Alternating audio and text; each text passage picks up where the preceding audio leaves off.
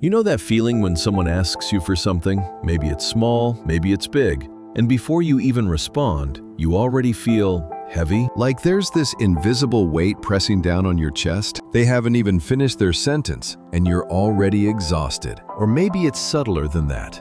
Maybe it's the way your mom looks at you when you mention you're thinking about changing careers. She doesn't say anything, but you feel it. That quiet disappointment. Or your friend who always texts you when they're upset and you know what's coming. They need you to be their therapist again. And then comes the guilt.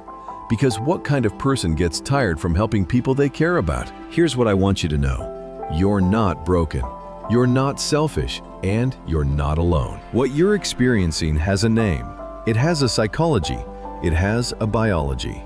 Today, we're going to talk about why some people feel profoundly drained by other people's expectations. Because here's the thing most people don't understand. This isn't about being weak. It's about being wired differently. Let's dive in. First, let's get something straight. If you feel drained by expectations, it's not because you're fragile or overly sensitive. It's because you're hyper-aware of other people's emotional states, needs, and unspoken desires. Psychologists call this high emotional permeability. Think of most people as having a semi-permeable emotional boundary, like a screen door. Emotions come through, sure, but there's still a barrier. But you might be operating with something closer to a wide open window. You don't just hear what people say, you feel what they need. You sense what they want. You pick up on the disappointment they don't voice, the judgment they don't express. And here's the kicker. You feel responsible for all of it. This isn't a personality flaw. This is often a feature of people who score high in what's called trait empathy and agreeableness. Maybe you learned early on that keeping others happy kept you safe. Maybe you learned that your value came from meeting needs, being good. So now, even as an adult, your nervous system is still wired to track everyone else's emotional weather. And that's exhausting. Let's talk about what's actually happening inside you when you feel this way. When you perceive an expectation, spoken or unspoken, your mirror neurons fire.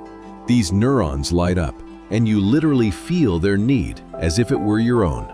For people with high empathy, this system is in overdrive. Here's where it gets tricky. Your amygdala, the brain's threat detection system, doesn't distinguish well between physical danger and social danger. So when you sense someone's disappointment or their unspoken judgment, your amygdala treats that like a threat. And what does your body do in response to threat? It activates your stress response. You go into a low-level fight or flight mode, except you can't fight and you can't flee. So instead, you freeze or you fawn. You say yes when you mean no.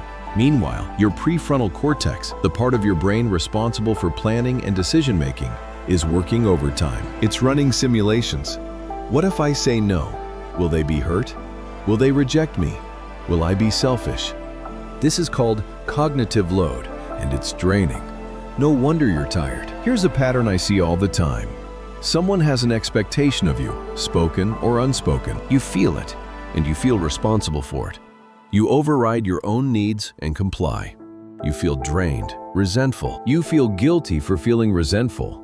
You try harder to meet expectations to compensate for the guilt. And the cycle repeats. This is what I call the expectation-resentment cycle, and it's one of the most depleting patterns in human relationships. The tragedy is this. You're trying to be good.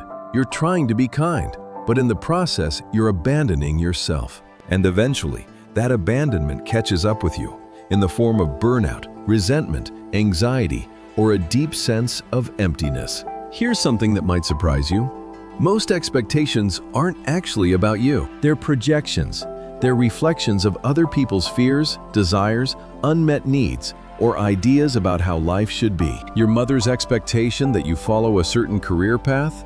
That's about her anxiety about your future, or maybe her own unlived dream. Your friend's expectation that you'll always be available? That's about their need for emotional regulation, not about your worth as a friend. This doesn't make their feelings invalid, but it does mean you are not responsible for managing everyone else's internal world. And here's the hardest truth. You cannot meet an expectation that comes from someone else's unmet need. No amount of people-pleasing will fill someone else's void. because expectations are often bottomless. The moment you meet one, another appears. So the solution isn't to try harder. The solution is to redefine your relationship with expectations entirely. Okay, theory is important, but let's get practical. How do you actually navigate this? How do you protect your energy without becoming cold, selfish, or disconnected? Here are 5 tools you can start using today. Tool 1. Name the expectation out loud. Expectations live in the shadows. They gain power from being unspoken. When you feel that heavy feeling, pause and ask yourself, what expectation am I sensing right now? Then say it out loud. Tool 2. Differentiate between request and demand. Not all expectations are created equal. Some are requests, flexible, open-ended invitations. Others are demands, rigid expectations that come with an implicit threat. Practice asking yourself, is this a request I can freely decline, or does it feel like a demand? Tool 3. Practice the compassionate no. You can say no and be kind. You can disappoint someone and still be a good person. Here's a formula. I care about you, and I can't do this right now. That's it. You don't need to justify. Tool 4. Separate your worth from your usefulness. This is the deep work. For many of us, we learned early on that our value comes from what we do for others, not from who we are. But here's the truth. Your worth is not conditional on your availability.